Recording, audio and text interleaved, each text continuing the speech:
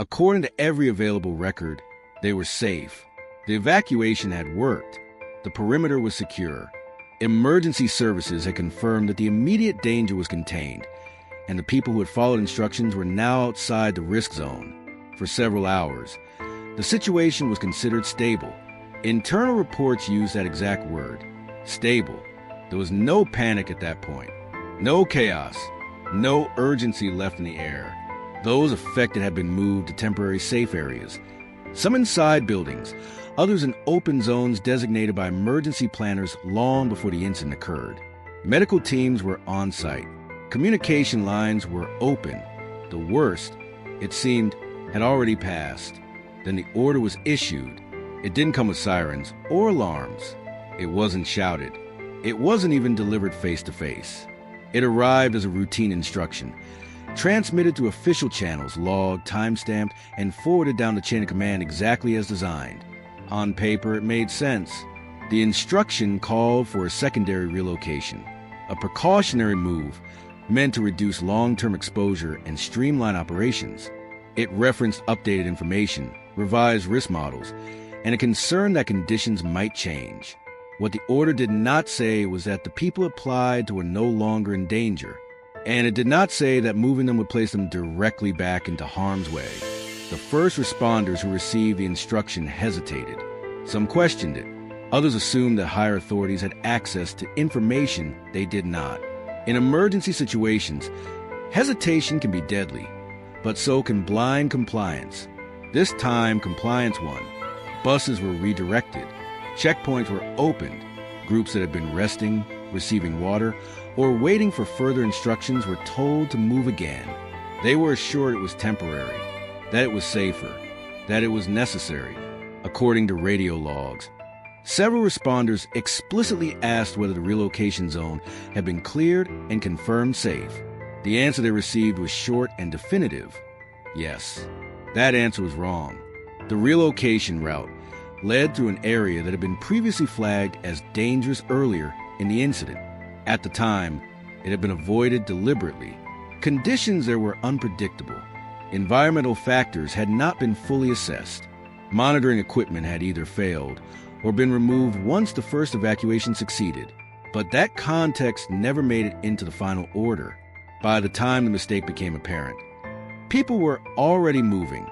The first sign that something was wrong came not from command centers, but from the ground. Responders began reporting unexpected conditions. Those outside expected ranges, visibility deteriorating faster than forecast, readings that contradicted earlier assessments. Confusion spread quickly. Different units were now operating under conflicting assumptions. Some believed the area was secure. Others were realizing, too late, that it wasn't. Requests for clarification flooded communication channels. There was no immediate response. The command structure had already moved on. The order had been issued, acknowledged, and executed in the system. The problem was already considered solved. When the situation escalated, it did so rapidly. People who had been calm minutes earlier were suddenly exposed again. Some tried to retreat, but routes were congested. Vehicles were mid-transfer. Instructions began to contradict each other as different authorities attempted to regain control. By the time a counterorder was issued, it was incomplete. Some units received it, others didn't. Some acted on it immediately. Others waited for confirmation that never came. The result was fragmentation. In the aftermath, the official timeline painted a clean picture. The order was described as reasonable based on available data. The escalation was labeled unforeseen. Responsibility was distributed across multiple layers until it effectively disappeared. But internal documents told a different story. Several reports acknowledged that the initial safe zone had remained viable, that there had been no immediate threat requiring relocation, that the decision to move people again was based on projected risk, not actual conditions. In other words, the people were moved not because they were unsafe, but because someone feared they might become unsafe later. That distinction mattered. Survivor testimonies consistently described the same thing: confusion. They remember being told they were safe, then being told they weren't, without explanation. They remember trusting the process, because there was no reason not to. After all, the instructions were official. The systems worked. The radios worked. The chain of command worked. The judgment didn't.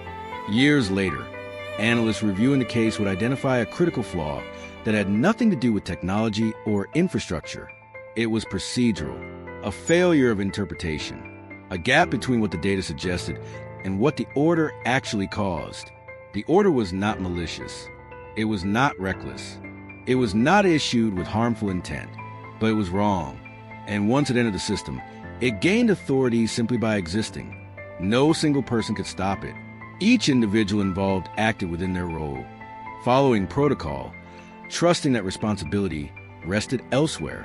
That is how systems are designed to function under pressure. That is also how they fail. The final report avoided strong language. It focused on future improvements, better communication, refined models. It did not explicitly state that people had been safer before the order was given, but the records make that clear. The people were already safe. The order changed that. And the most unsettling part of the incident is not that a mistake was made, but that the system never recognized it as one until it was too late.